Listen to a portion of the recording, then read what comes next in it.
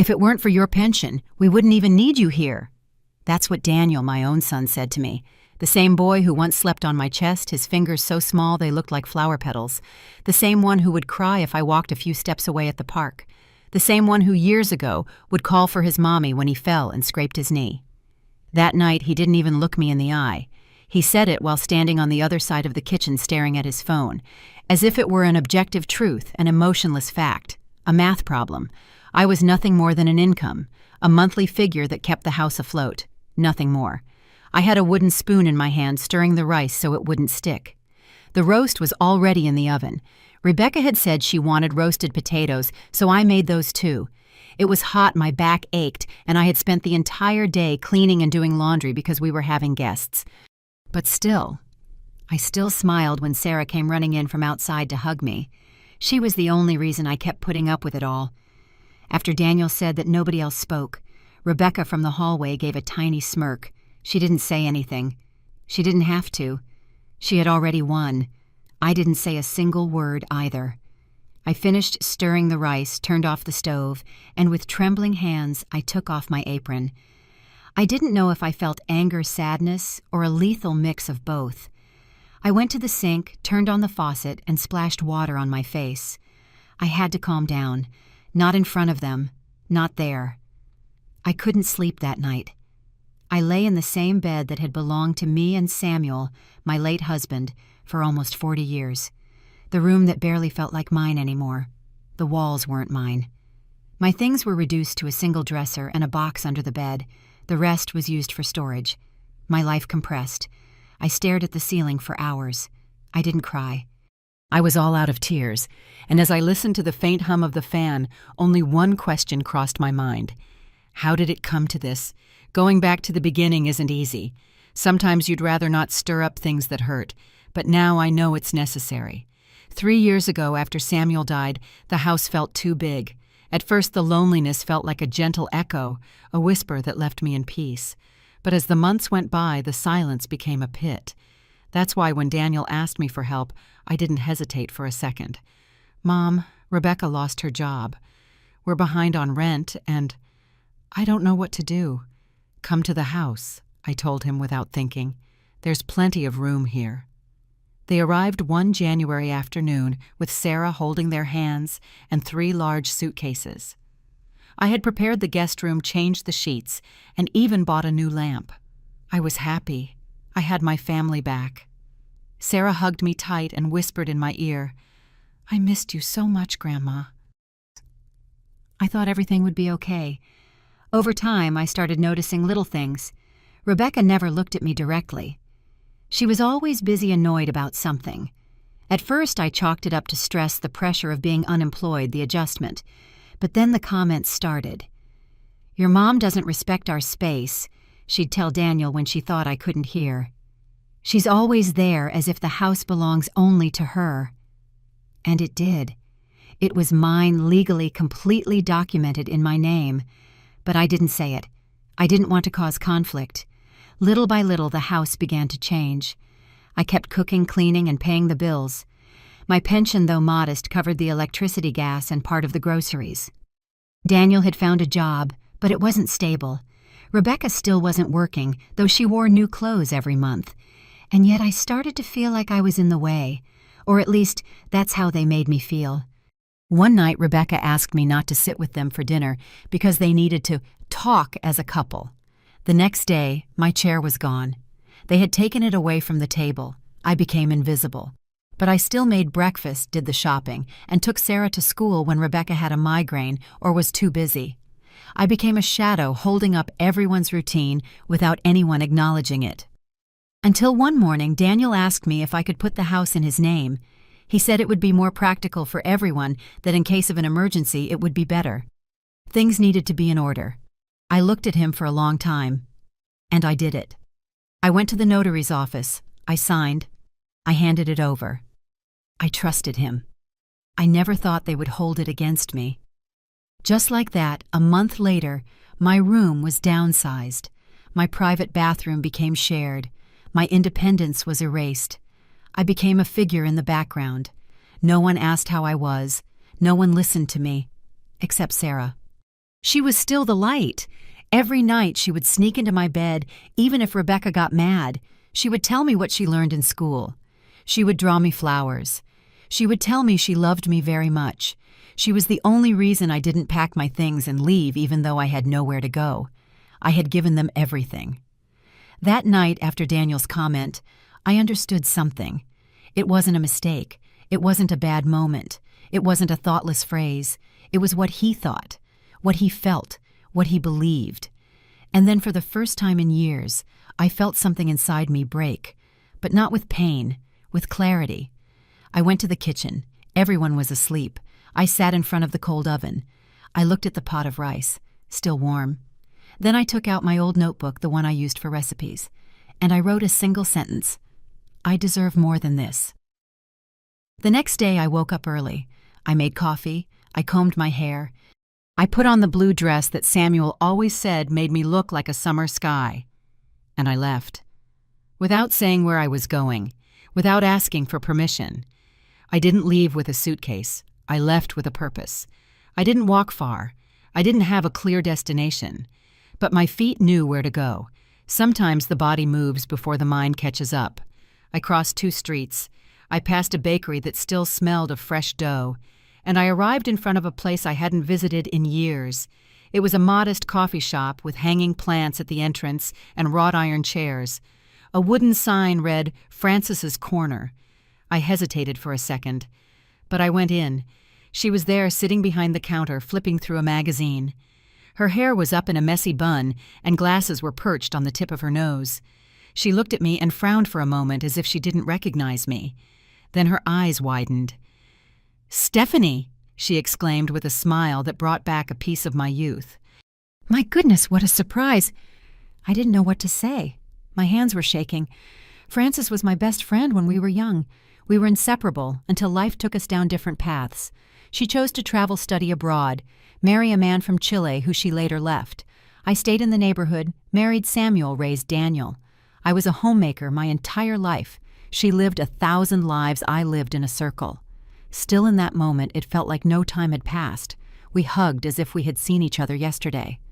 "What are you doing here?" she asked, pouring me a coffee without even offering, as if she knew I needed it. "I don't know," I answered honestly. "I just needed to get out of my house." "Then you're in the right place," she said, pointing to a table by the window. "Here nobody rushes you, nobody demands anything, and there's always hot coffee." We sat down and I told her in pieces what had happened. Not everything, not yet, but enough for her to understand that something inside me had shattered. Frances listened without interrupting. She only frowned once when I mentioned Daniel's remark. Then she was quiet for a few seconds. "You know what?" she finally said. "You were always stronger than you thought." I smiled, skeptical. "It doesn't seem like it." "Because you were taught to be quiet, to sacrifice, to never ask for anything. But that's not strength, Stephanie. That's submission. And you can get out of there." I didn't answer, but those words planted themselves in my mind like seeds. I went back home before noon. Rebecca looked at me from the sofa as I walked in, her brow furrowed. "Where were you?" "Out for a walk." Without telling anyone, Daniel was worried. A lie. He hadn't even noticed I was gone. But I said nothing. I went up to my room, closed the door, and lay down. Sarah came in a little later. "Grandma, are you okay?" "Yes, my love. Just a little tired." She snuggled up next to me, her warmth a soothing balm. She told me about a drawing she made in class of a woman with a cape flying over a city. "She's a hero. I named her Stephanie Blue." "After me." "Of course. You're my hero." I didn't cry, but it was hard to swallow. That night, while everyone slept, I wrote another sentence in my notebook. "I don't need permission to start over." The following days were different. I was the same person, but something had changed. I no longer answered immediately when Rebecca demanded something. I didn't rush to set the table or wash the dishes as soon as they were done. It wasn't rebellion. It was dignity. Small acts of resistance that nobody noticed. At first. One Thursday afternoon, I went back to the coffee shop. Frances was waiting for me with a tray of pastries and 2 coffees. We sat on the patio. She told me about her travels, about how she decided to open the shop after her divorce. She did it with her savings and a small inheritance. She showed me old photos. We laughed a lot. I felt alive. "Why don't you come more often?" she said.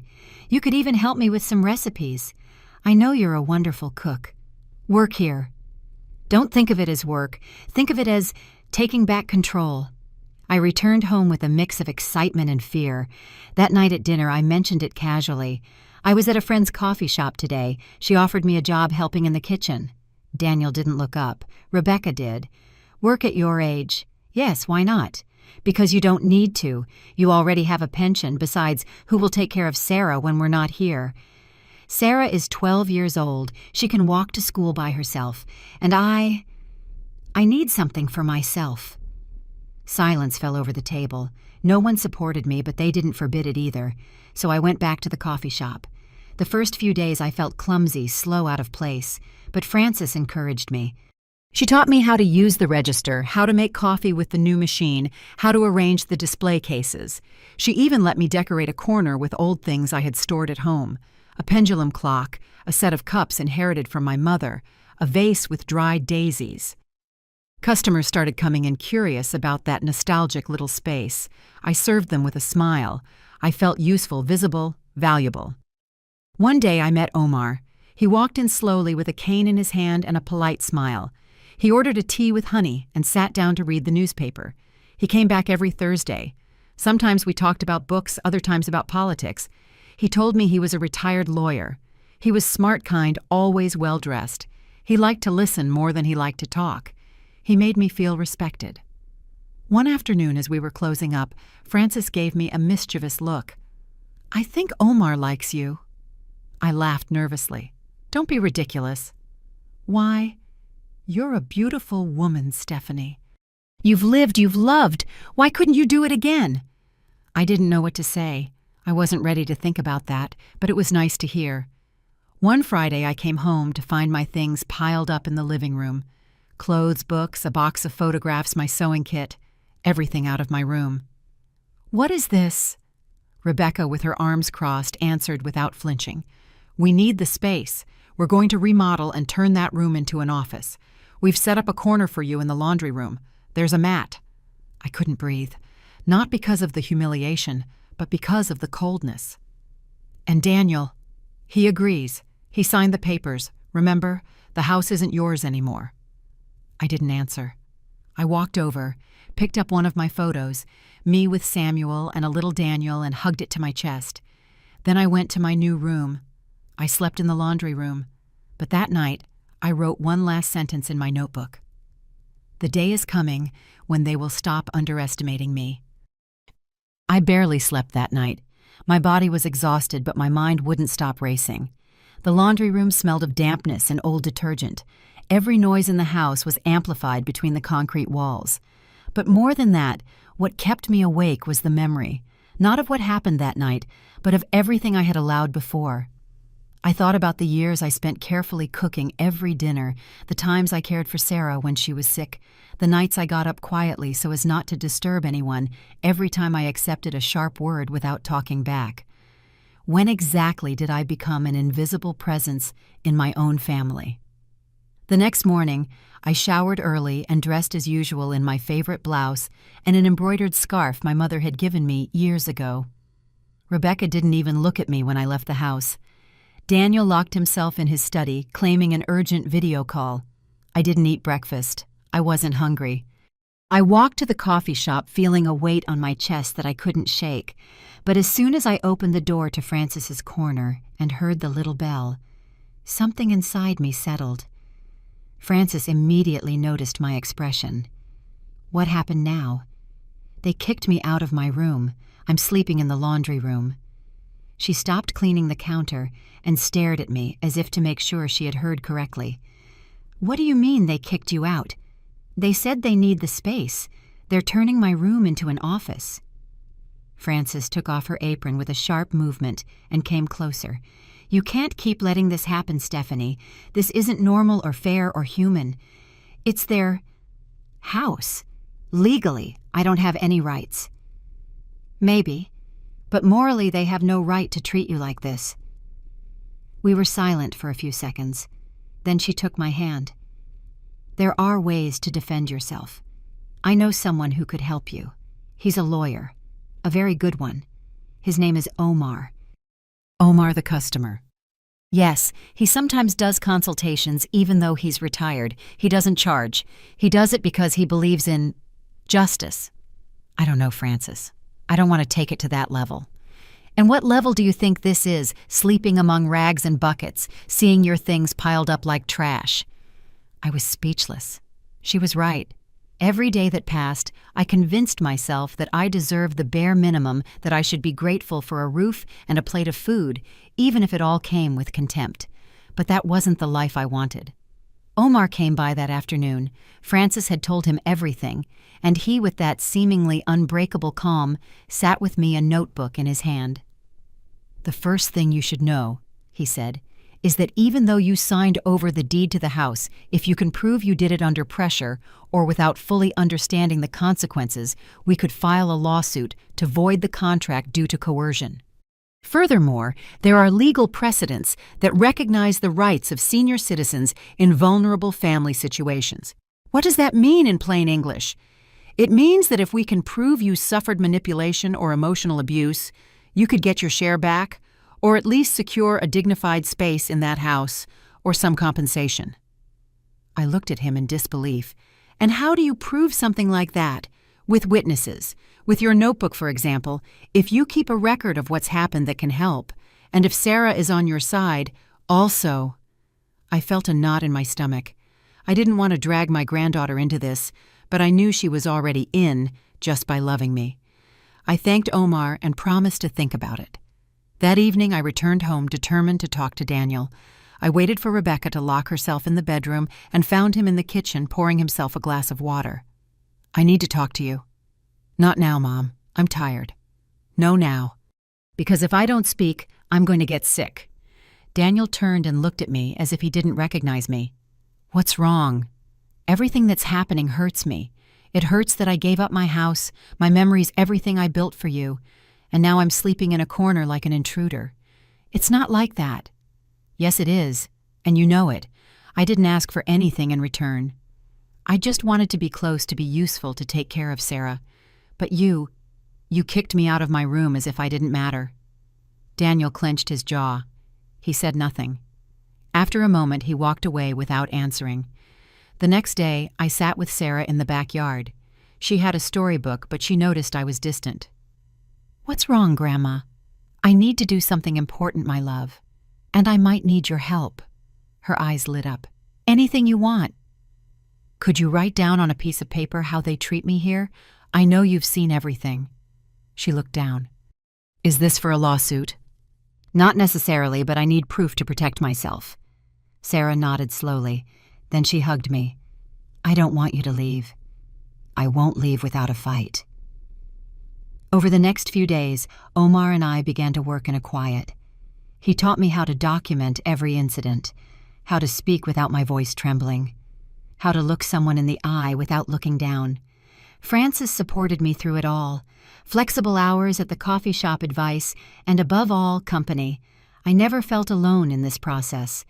One afternoon when I got home, I found my sewing kit thrown on the floor. Some needles were broken, the threads were scattered, my scissors were rusted. It was my most prized possession. I picked it up carefully. I went upstairs without a word. And that night, I knew the decision was made.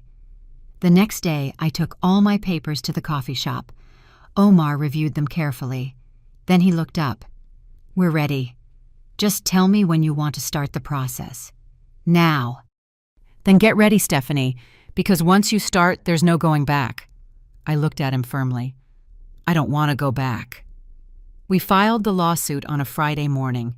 Omar delivered it personally to the courthouse and explained that we now had to wait for the formal notification to be served to Daniel and Rebecca. Despite the firm step we had taken, I went home with a lump in my throat. I felt torn. On one hand, proud to have taken that step. On the other, devastated by the thought of facing my own son in court. But there was no turning back. It wasn't revenge. It was dignity. The next few days passed in a heavy silence. I said nothing, and neither did they. Rebecca continued to walk through the house as if floating in her own world, organizing things, giving subtle orders to Sarah, completely ignoring me. Daniel avoided my gaze. Only Sarah stayed close, sitting by my side each night with her books, or just quietly holding my hand. One afternoon, as I was making tea in the kitchen, I heard the doorbell ring insistently. I went to open it. It was an officer from the court. Daniel came downstairs when he heard the voices and froze when he saw the man with the envelope in his hand. "Daniel Cortez," the officer asked. "Yes, you've been served. You have a deadline to respond." He handed him the envelope, had him sign a receipt, and left. The silence that followed was like a crack running through the middle of the house. Rebecca came down immediately, and seeing the envelope in Daniel's hands, snatched it violently. "What is this?" Daniel read it under his breath. His lips tightened. "It's from Mom. She's suing us." Rebecca looked at me as if I had just spit in her face. "What kind of low-life move is this? It's a defense. I'm not going to stay silent anymore." She laughed with contempt. "And what do you think you'll achieve kicking us out of the house?" "No, just getting back my right to live with dignity. To not be invisible, to not be treated like a piece of old furniture." "This is a betrayal," Daniel suddenly shouted. "After everything we did for you." "What did you do for me? Take my room, turn me into a burden, use my pension as if it were yours." Sarah appeared from behind, unnoticed. She had heard everything. She slowly walked over and stood by my side. "I support her, Dad." Daniel looked at her surprised. "What are you saying? Grandma doesn't deserve this. I've seen how you treat her. It's not fair." Rebecca let out a disbelieving laugh. "Perfect. Now the little girl is turning against us too." Daniel looked down. He didn't answer. Rebecca stormed upstairs, and the bedroom door slammed shut. My son looked at me for a long time. There was no hatred in his eyes. There was something worse. Shame. Was this necessary? "Yes," I answered calmly, "because I tried everything else before. I talked, I endured, I made myself small." "But you didn't change, and I don't want to disappear anymore." Daniel said no more. That night the house was quieter than ever, as if something had broken, and we all knew it couldn't be fixed. The following days were filled with constant tension. Rebecca acted like a stranger. She would brush past me forcefully, leave doors open so noise would reach the laundry room where I slept. She changed the meal times. Sometimes they wouldn't serve me anything, but it didn't affect me the same way anymore. I knew I had to write that down too, to document it. Every offense became evidence. Omar accompanied me to the first hearings. Telling my story in front of strangers was both humiliating and liberating. I told them everything: how I gave up the house for love, how they pushed me aside, how I slowly lost my place. Sarah wrote a letter that was presented to the judge. Her words were so pure, so honest, that even the court clerk had to look away. My grandma has always been there for me. She took care of me when no one else could. I saw when they left her out, when they stopped talking to her, when they pretended she didn't exist. I don't understand why anyone would treat the person who gave us everything like this. Omar read it in a steady voice. It was then that I understood my granddaughter had more courage than many adults. I smiled at her from the stand.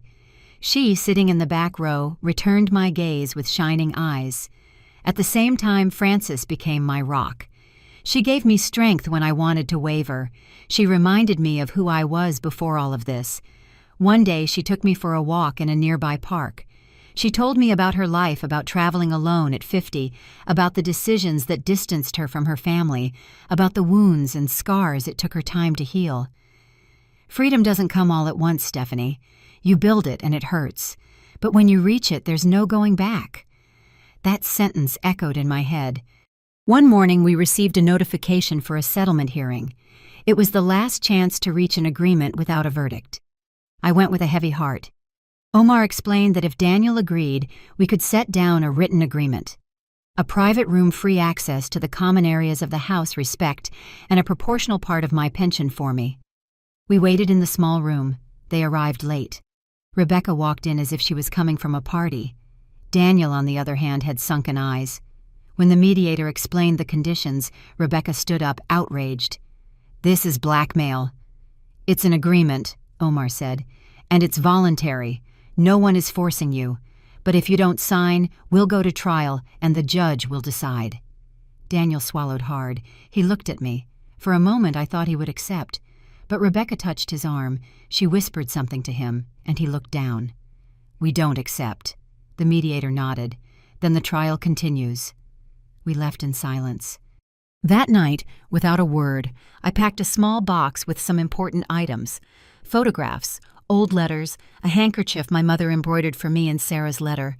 I hid it in a corner of the laundry room, wrapped in a plastic bag as if it were a treasure. Because it was.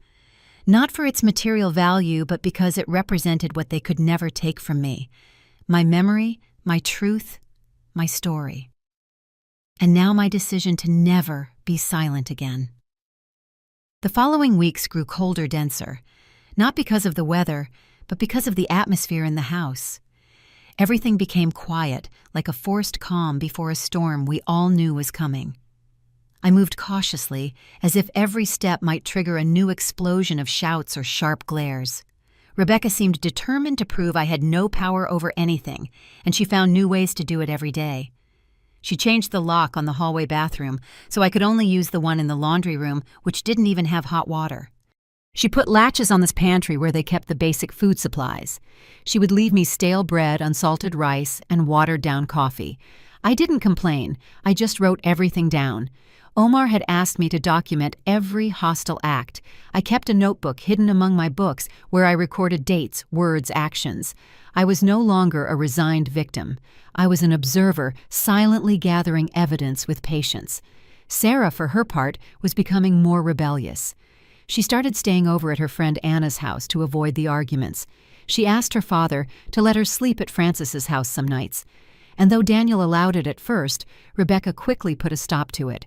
She said Frances was filling my head with nonsense and that she didn't want her daughter influenced by a crazy old woman. Sarah stood up to her. I had never seen her shout like that. Rebecca slapped her. I saw it all from the half-open door. I ran to my granddaughter, hugged her, and shielded her with my body as if she were still a defenseless child. Rebecca yelled at me not to interfere, that it was none of my business. Daniel came downstairs late. By the time he arrived, Sarah had already locked herself in her room, and my hand was trembling over my chest. He said nothing. Not a word, not a reproach, not a comfort. He just looked at Rebecca like someone watching a fire, knowing it has already burned everything. The next day, Sarah didn't go to school. She stayed with me all day, sitting in the shade of the patio, not saying much. I made her hot chocolate, the same kind I used to make when she was little. She asked me if I had ever been happy. I told her yes, many times, though it had been a while since I remembered it. She smiled sadly. "I want you to be happy again, Grandma." "Maybe that's not for me anymore, honey." "Yes, it is. You just have to believe it."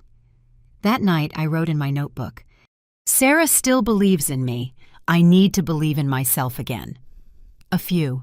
Days later, we received a notice from the court. The trial date had been set. Omar called to explain the details.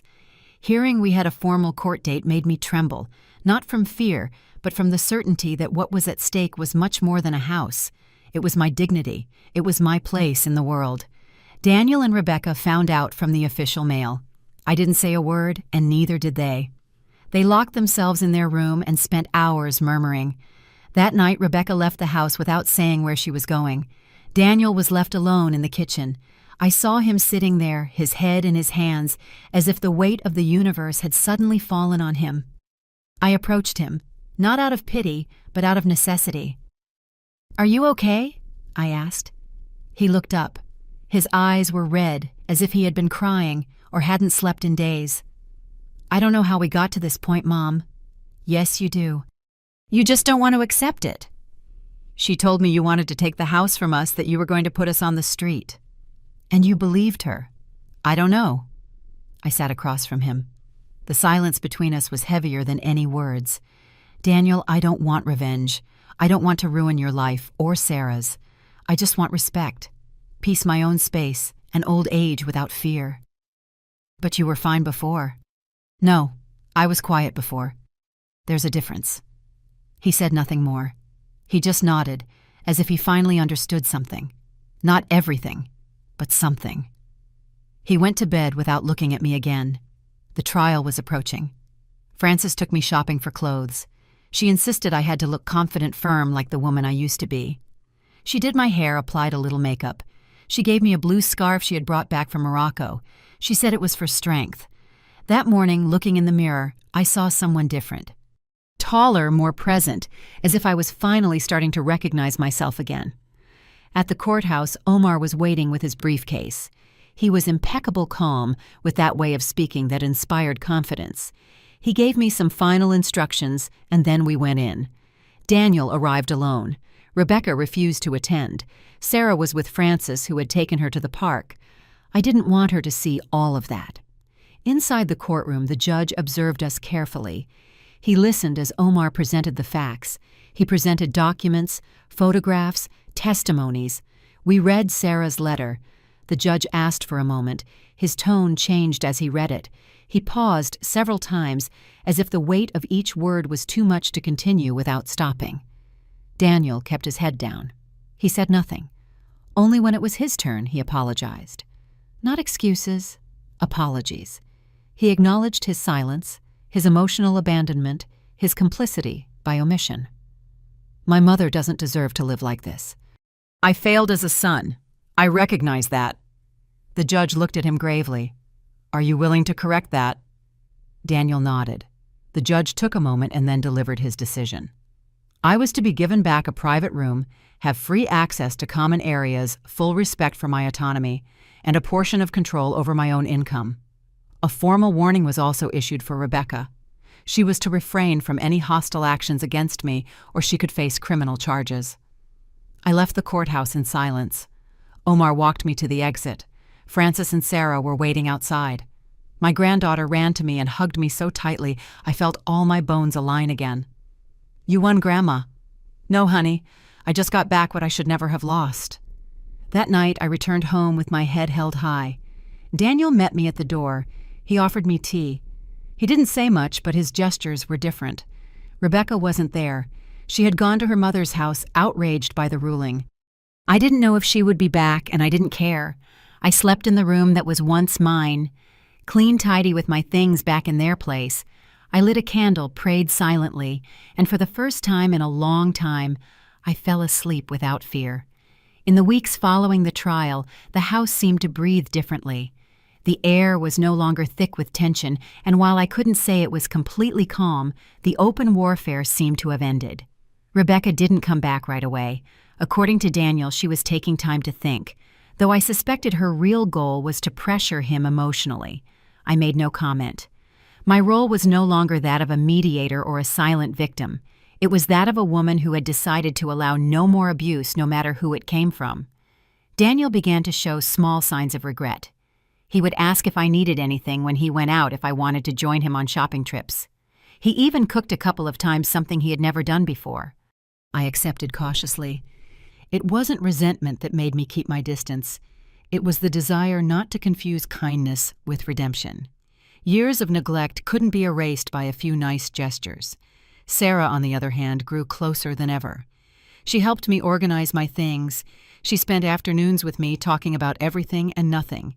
She asked me to tell her stories about when her father was a boy. And as I recounted the good memories, I was also rebuilding the broken parts of my own past. One afternoon, while we were having tea on the patio, she said something that stuck with me. I thought adults couldn't change, that if someone was selfish or cruel, they'd stay that way forever. But you changed, Grandma. You got stronger. Maybe I didn't change. Maybe I just went back to being who I was before I let my light go out. Then I can change too, right? I took her hand. Her gaze had a depth I had never seen before. It was the look of a child beginning to understand the complexities of the world. I told her, yes, we could all change, but first you had to be brave. She already was. A week later, Rebecca returned. She walked into the house without a greeting, her lips pressed tight and her eyes downcast. Daniel hugged her as if nothing had happened. I didn't say a word. She walked past me as if I were invisible. In her mind, she still resisted the idea that I had won something. She was convinced her power was untouchable, but now everything had changed. Every time she tried to impose something, Daniel would stop her.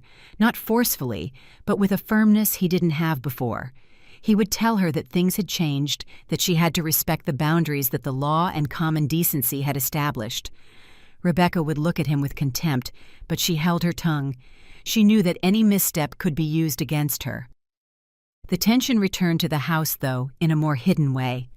Rebecca no longer yelled or confronted me directly, but she left little provocations. Dirty dishes left on purpose when she knew I needed them. Abruptly changing the channel when I was watching something on TV.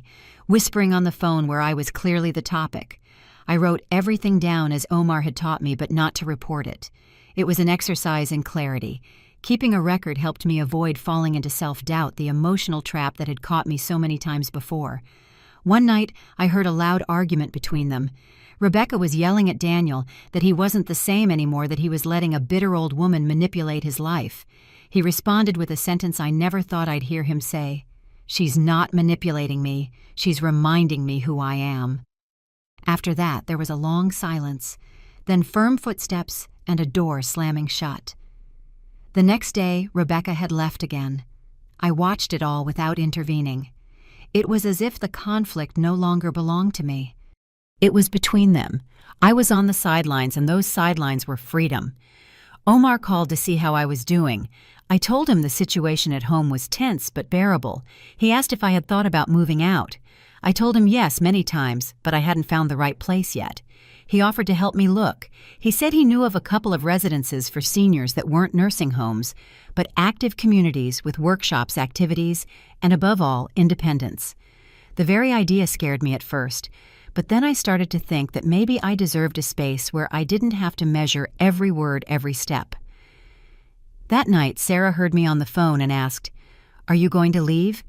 "I don't know yet. What do you think?" "I think you should do whatever makes you happy. But if you leave, I want to come visit you every weekend." I hugged her. I was moved by her maturity, her loyalty. She was a reflection of everything I had tried to plant in this family. And although I had failed in many ways, a seed had sprouted in her.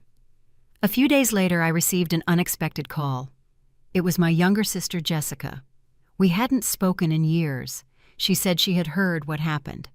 A mutual friend who had seen the court ruling in the legal bulletin told her. She asked if she could come visit. I accepted with reservations. We had unresolved issues, old wounds that never quite closed. But something in her voice sounded genuine.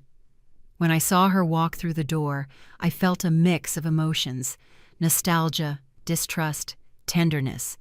We spent the whole afternoon talking. She apologized for not being there for me. I confessed that I had also pushed her away out of pride. Through tears and laughter, we remembered our childhood, summers at our grandmother's house, the mischief we got into with our cousins. It was a necessary reunion. It reminded me that despite everything, I still had roots. I still had someone to count on. Jessica offered to let me stay at her house for a few days to take a break. I said I'd think about it. When she left, I sat in the rocking chair on the patio. The sun was setting, and the sky had that golden-orange hue that seemed to promise something. I didn't know what, but something. In that moment, I felt a deep certainty. I didn't have to stay where I wasn't welcome, not out of stubbornness or pride, but because I deserved better. Sometimes the bravest thing isn't to fight to stay, but to decide when to leave. And although I wasn't sure when that day would be, I knew it was coming. As I went back inside, I saw an old dusty photo of Daniel and Sarah in a frame. I picked it up, cleaned it, and placed it carefully on the shelf. Then I went to sleep, at peace, for the first time in many years, truly at peace. After Jessica's visit, something inside me shifted. It was as if that conversation had swept away a layer of ancient dust covering my memories. I began to understand that the problem wasn't just my relationship with Rebecca, or even Daniel's emotional neglect. It was something deeper. It was the habit of making myself small so I wouldn't bother anyone, of staying quiet, to avoid conflict, of putting my own desires on hold, to maintain a fragile family balance. I didn't want to live like that anymore. I had turned 66 carrying guilt that wasn't mine, accepting crumbs of affection, as if they were feasts waiting for recognition from those who only knew how to demand things from me. I wondered why it took me so long to wake up, but I also understood that sometimes you only see clearly when you've hit rock bottom. That clarity led me to make a decision. I started looking for places where I could live on my own. I didn't want a luxurious or modern place, just somewhere I could have peace, dignity, and above all, freedom. I spoke with Omar. He sent me several options. I took my time looking at them. One in particular caught my eye. It was a small complex of apartments adapted for independent seniors with gardens, a community library, and art workshops. It wasn't a retirement home. It was a living space designed for people who, like me, still had a lot to do to learn to feel. Just imagining myself there gave me a mix of nerves and excitement. I told Sarah about it. She looked at me in silence, and then with tears in her eyes, she hugged me. She said she was proud of me, that she always thought grandmothers were there to take care of others, but now she understood they deserved to be taken care of too. That night I slept with a new kind of serenity. I no longer dreamed of the past. I dreamed of the future. Rebecca came back a few days later this time with a more restrained, almost neutral attitude. Maybe she had resigned herself to the new dynamic. She didn't try to argue with me or impose her presence, but she didn't get close either. It was as if I no longer existed in her world. She watched me with suspicion, as if she didn't understand why I was still there, so calm, so peaceful. But I didn't care. I wasn't afraid of her anymore. Her contempt had lost its power over me. She was a powerless woman when she couldn't manipulate, and that consumed her. Daniel started to show interest in my decision to move. At first he seemed confused, as if he didn't understand why I wanted to leave now that everything was calmer. I explained that it wasn't about running away, but about growing, that you can still grow at 66, that it wasn't abandonment, but a way of honoring my story, my wounds, my journey. It was hard for him to accept, but he didn't stop me. He offered to help me with the move. I politely declined. I wanted to do it my way. Around the same time, I received an invitation to attend a literary gathering at the Cultural Center. I decided to go. When I arrived, I was surprised to see so many women my age sharing stories, readings, poems. I felt like I was part of something. For the first time in a long time, I wasn't just Daniel's mother or Sarah's grandmother. I was Stephanie. And that was enough. At the end of the event, one of the coordinators approached me and invited me to join an autobiographical writing workshop. I hesitated, but I accepted. Writing was something that had always appealed to me, though I had never dared to do it. I sat in front of a blank page and began to write my other story, not with hatred or sadness, but with pure, painful truth. And as I wrote, I felt the words washing my soul clean. Every page was another step toward my liberation. One Saturday afternoon, while having tea with Sarah, I told her I had chosen the apartment where I wanted to live. I showed her the photos. Her eyes sparkled. "When are you leaving?" she asked with a lump in her throat. "Soon. I want to organize everything calmly." "Can I help you decorate your new house?" "Of course, my love. It'll be our project." That bond was a healing balm. We started planning the colors for the curtains together, the type of plants for the balcony, the pictures for the walls. We laughed as if we were building a magical castle, and in a way we were. A few days later, I got an unexpected call from Frances. She was in town for a doctor's appointment and wanted to see me.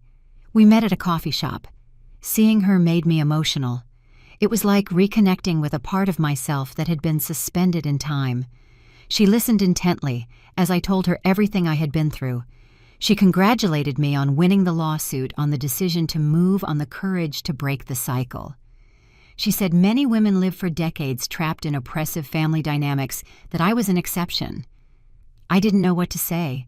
I didn't feel special. I just felt fed up.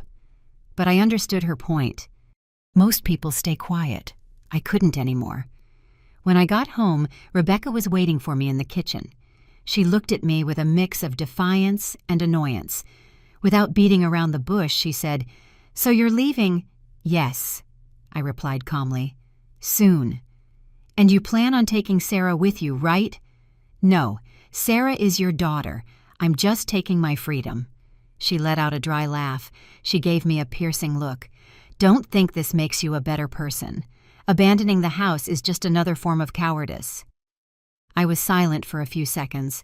Then I looked at her firmly. I'm not leaving out of cowardice. I'm leaving because I finally understood that I don't have to stay where I'm not wanted. That's not weakness. It's dignity. She left without another word. I sat down to catch my breath. The scene didn't hurt me. It didn't make me angry. It confirmed that I was doing the right thing. The next day, I started packing my things. Sarah helped me enthusiastically. We sorted through books, photos, memories.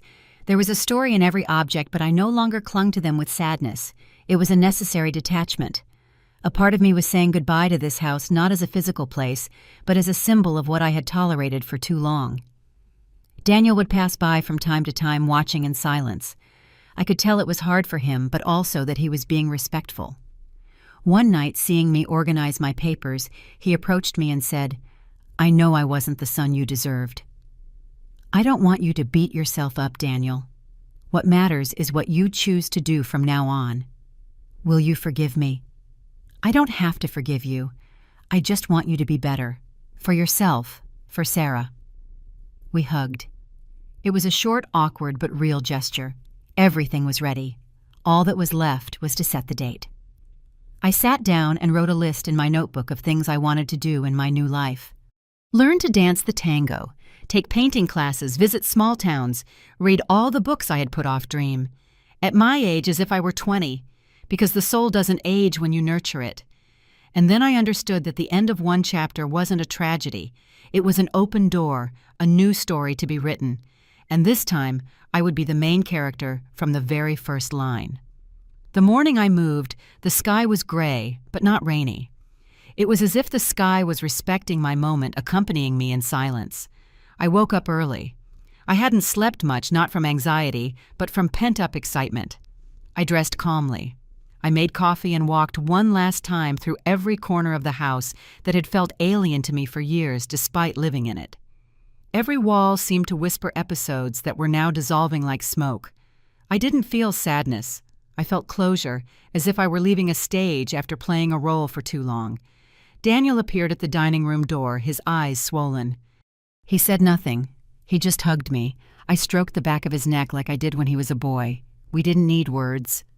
Sarah arrived a little later with a radiant smile. She was carrying a plant we had chosen together for my new balcony. It was a robust ficus, deep green, strong, just how I wanted to feel. She carried it with pride as we got into the car that would take us to our new beginning.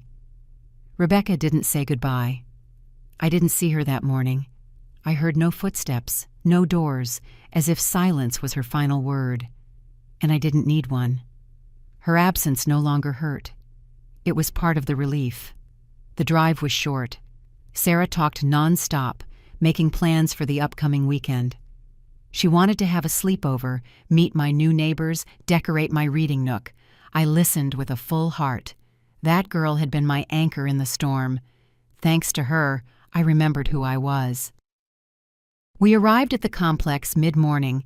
The building had a modest entrance flanked by blooming bougainvillea. The doorman greeted us kindly and handed me the keys. As I crossed the threshold of my new home, I took a deep breath. Everything smelled of fresh paint and possibilities. Light poured in through a large window, filling the space with a cozy warmth. Sarah ran to open the curtains and exclaimed that the balcony was perfect for our reading afternoons. We got to work. We hung the curtains, assembled the bed, placed the books on a shelf. It wasn't much, but it was enough. At lunchtime, we sat on the floor on a makeshift tablecloth and toasted with lemonade. She looked at me and said, "Grandma, this feels like a happy house." I replied that it was because finally I was happy too. The following days were a dance of discovery. I met Clara, my next-door neighbor, a 72-year-old woman who taught watercolor at the Cultural Center. She invited me to her workshop. I went. My first brushstrokes were clumsy, but they made me laugh. I hadn't laughed like that in years. I signed up for a course on art history, another on meditation, and one on advanced writing. My hours filled with activities that nourished me. I was in no hurry, I had no fear. I felt like I was expanding. Every time Sarah came to visit, we shared our stories like two friends catching up on life. She told me about school, her doubts, her dreams, and I listened with my full attention. I wasn't the grandmother who just gave orders or advice. I was a woman who walked alongside her, who was learning to listen without judging. And she thanked me with her sincere affection. One afternoon, while walking in the park surrounding the complex, I saw a woman sitting on a bench. She was crying silently. I approached without being intrusive. I offered her a tissue. She looked at me with surprise. She thanked me. We started talking. Her name was Dolores. She had recently lost her husband. She had no children. She told me she felt invisible, that no one listened to her.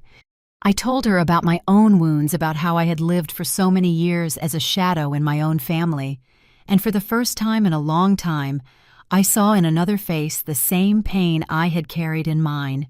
From then on, we started meeting every week. We walked together, shared books. We cried without shame. Loneliness hurts less when it's shared. A month went by. I felt more alive than ever. One morning, I received an email from Daniel. He invited me to lunch. I accepted. We met at a cafe near his work. He was nervous. You could see it in his eyes. He told me he had started therapy, that he needed to understand why he had allowed so much pain. He apologized again this time, with a different kind of humility. I believed him. He told me about Rebecca, how their relationship was deteriorating, how he feared repeating patterns with Sarah. I told him the bravest thing he could do was break them now, before he hurt anyone else. We said goodbye with a long hug. I watched him walk toward his office, with his shoulders a little less heavy. That night I sat down to write in my notebook. I wrote down a sentence. Love is not sacrifice, it is freedom. I repeated it to myself several times like a mantra. It was my new compass. A few days later, Frances visited me. She brought me a book she knew I would like. We sat on the balcony between laughter and memories. She told me I looked different, more radiant.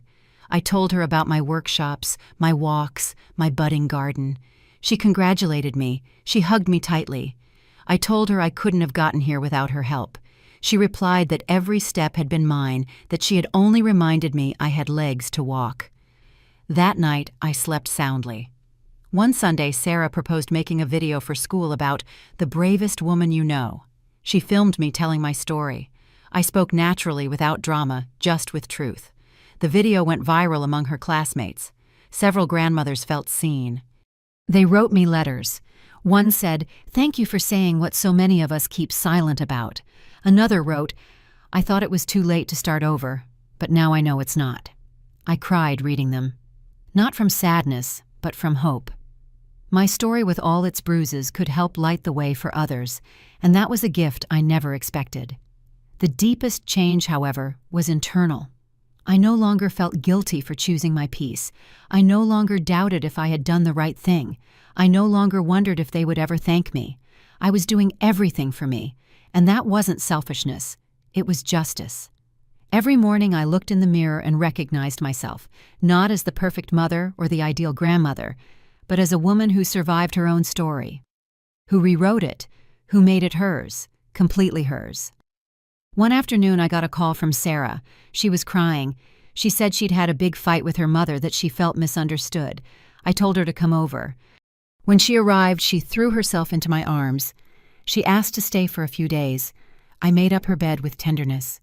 As she fell asleep, I stroked her hair, and I thought, how beautiful it is to be a refuge, not out of obligation, but out of love. How beautiful it is to offer shelter without losing yourself in the process. Then I understood something more, that true freedom is not being alone, but being able to choose who you are with. And I finally could choose. The end didn't arrive with a big explosion or a dramatic blow. It was a whisper, a moment of clarity in the midst of daily noise. I received an unexpected call one afternoon. It was Daniel. His voice sounded softer, more human. He said he wanted to see me. He needed to talk to me honestly, without masks or reproaches. My heart raced, not from fear, but from the opportunity that was opening up. When he arrived, I received him with a mix of nostalgia and hope. We talked for hours. He confessed how hard it had been for him to understand the damage he had caused.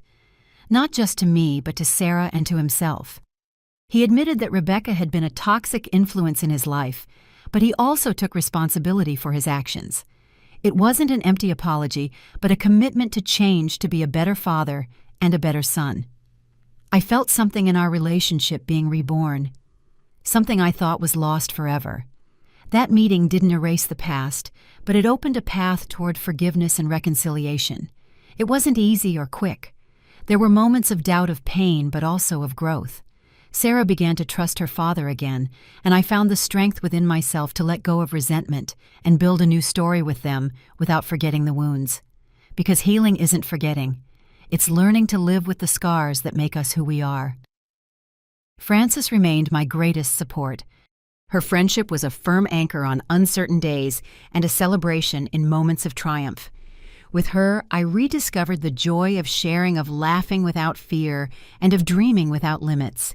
Together we planned a trip, a small getaway we had always postponed. It was an adventure that restored my faith in the world and in myself. We walked streets I never imagined I'd see. We breathed new air and immersed ourselves in cultures that taught me that life always has more to offer, no matter your age. Rebecca disappeared from the horizon, at least from my present. I didn't need confrontations or revenge. Her quiet departure was enough. In her place, a peace I never expected to find appeared, the kind of peace that comes when you decide to leave behind what hurts you and make space for what nourishes you. I felt free. Free from others' expectations, free from imposed guilt, free to simply be myself. The garden I planted on my balcony grew vigorously. Every green leaf was a promise, every flower a celebration. I cared for it with dedication, and sometimes Sarah and I would sit there to read, to dream, to plan futures that once seemed impossible. This connection to the earth taught me that life is a constant cycle of planting, waiting, and blooming, that you can be reborn as many times as necessary. My pension, which was once a source of contempt, became a symbol of independence. With it, I learned to manage my finances, to plan my expenses, to run my life with autonomy. I didn't depend on anyone else to survive, to decide to live. That gave me a dignity that no insult or disdain could ever take away. The day Sarah came home with a medal from an art competition, her eyes shone brighter than ever. She told me that everything she had learned with me had inspired her to be brave, to follow her passions without fear of making mistakes. That statement was the greatest prize I could ever receive. My legacy wasn't material possessions or invisible sacrifices, but sincere love and the lesson that you can always start over. I finally understood that the greatest gift I gave myself was allowing myself to be happy, unconditionally, without apologies. To be happy in my own way, on my own time, with my own decisions. That happiness was my silent revenge against those who doubted me. I didn't need to prove anything to them. My life spoke for itself. And so in this new chapter, I built a home that was truly mine.